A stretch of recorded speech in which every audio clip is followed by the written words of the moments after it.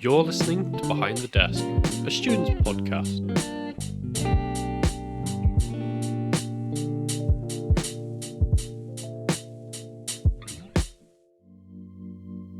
Welcome back to another podcast all about my time in the studio as a student. So, of time of recording this and writing this, I've been in the studio now for about 3 months, and to be honest, I feel pretty comfortable being in the studio. I know how to run a recording session, I know how to work the desk and troubleshoot if anything goes wrong. I know what plugins we have in Cubase and what we've got downloaded, and what would sound good on certain projects. So, I feel pretty comfortable recording stuff. And when I was asked to record or run a recording session for someone's EP, I rose to the challenge and did the best I could. And I have to say, it was a pretty fun project. But before I really get into it, I want to know what you guys have been working on at the moment. You can leave a comment down below or message me at Wellesley Media on Facebook. If you like what you hear today, then give us a like on whatever social media you find this on, whether that's Spotify, YouTube, Anchor FM, whatever it is, give us a like.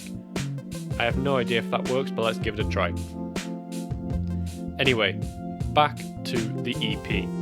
So just to give you a little bit of history about what's going on. A kid called Ryan basically emailed the studio and was like, I want to record an EP. He was a little hesitant because he did pay a lot of money, which is understandable, so we gave him some examples of what we'd worked on previously. And he liked it, so he came in. Now when he came in, he said he wanted to record 4 songs, each with a slightly different style and feel to it. But most of them, or all 4 of the tracks, still had basically 2 elements: a piano, which he played, and vocals, which he sang. So when he came in, basically I talked with him what he wanted to do and where he wanted to start. And he started with this song, which was basically piano and vocals. So we jumped straight into the session.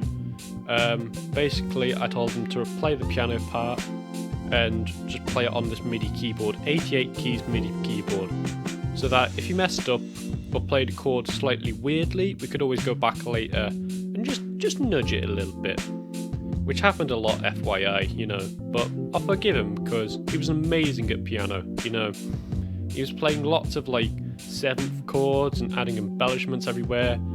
He knew what he was doing. And it was quite fascinating to just watch him play because he was just vibing to the song and he actually knew what he was doing. You could also tell he was enjoying playing, which always means a better performance, at least in my opinion at least.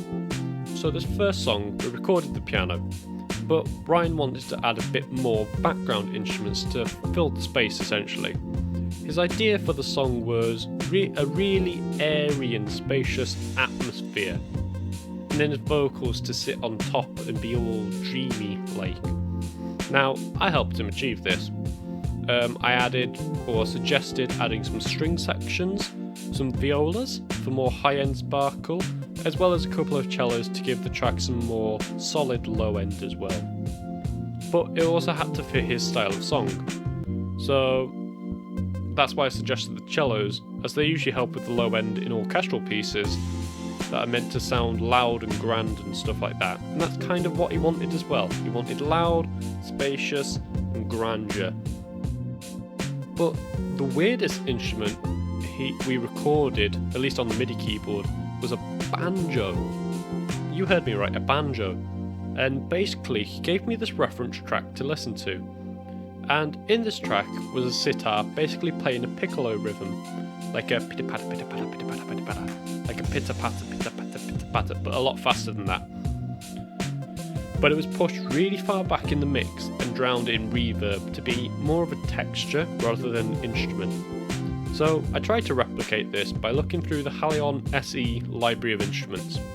I found this banjo, tweaked the settings a little bit so it wasn't as harsh on the transients, as well as drowned it in a massive church reverb preset from Revenance, I think, which is a really nice plugin by the way. And what I did was I faded the banjo in and out of the song, and if you looked at the automation it would almost look like waves essentially, and it sounded like waves in the songs, where it slowly changed volume throughout the song, just rising and falling to the song itself. And that, added with all the other instruments and stuff, created a really cool sound, like a really atmospheric and just like wavy, dreamy, smooth loudness backing track essentially for Ryan to sing on top of. And it was really fun to work on this particular track because it's not the sort of things I mix, but I really liked the process of getting to try different techniques. Anyway, the final part of this song was to record vocals. Now, this kid had a super smooth voice. It was like a singer-songwriter kind of voice, where it's just like he's got some heart, he's got some soul into it, and the track we created matched his voice almost perfectly. Now, recording the vocals was standard business, we used the Broader Phantom, recording the main vocals in just a few takes, and job done. But the cool thing he suggested after everything was recorded, which I thought was a really clever idea,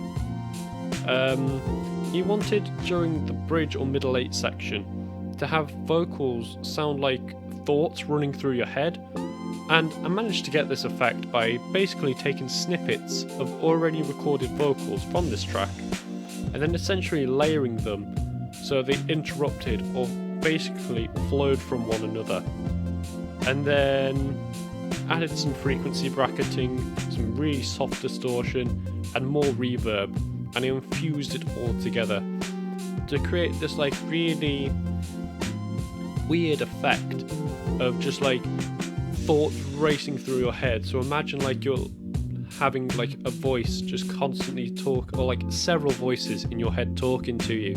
That's kind of what the effect he wanted, and it worked. It had like a massive it was like an overload of sound, and the track basically built up in volume in this middle 8 section. And it was like the big build-up part of the song, and then once it was all over, it was a sudden drop of just piano and vocals, which really emphasized this like build-up part as well. In the end, this sounded awesome, it gave me goosebumps and all that. And it wasn't just the fact that it sounded amazing, thanks to the talented Ryan, of course, but I had brought his ideas to life, which helped him achieve his goal for the song. I was pretty proud of that track, not gonna lie, and Ryan really liked it as well. If you want to listen to the track or the rest of Ryan's EP, I'll put a link down below to the actual EP if he's released it by now. Have a listen. It's really cool, and I'm not just saying that because I recorded and mixed it. I think it was a really fun project to work on, and that's just one song. I ended up recording 4 with him, and each one had a different style and tone and identity to it, which stopped the recording sessions from getting boring as well, which was really nice. I might do another episode where I talk about another song on the EP, but I think that's about all I can say today without running out of breath. If you want to hear more about the session, comment down below or message me at Wellesley Media on Facebook. I'm always happy to talk to people if you have questions. So that's it from me today. I hope you've enjoyed hearing about the EP. It was fun to talk about.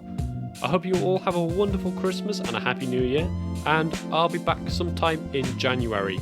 So until then, see you around.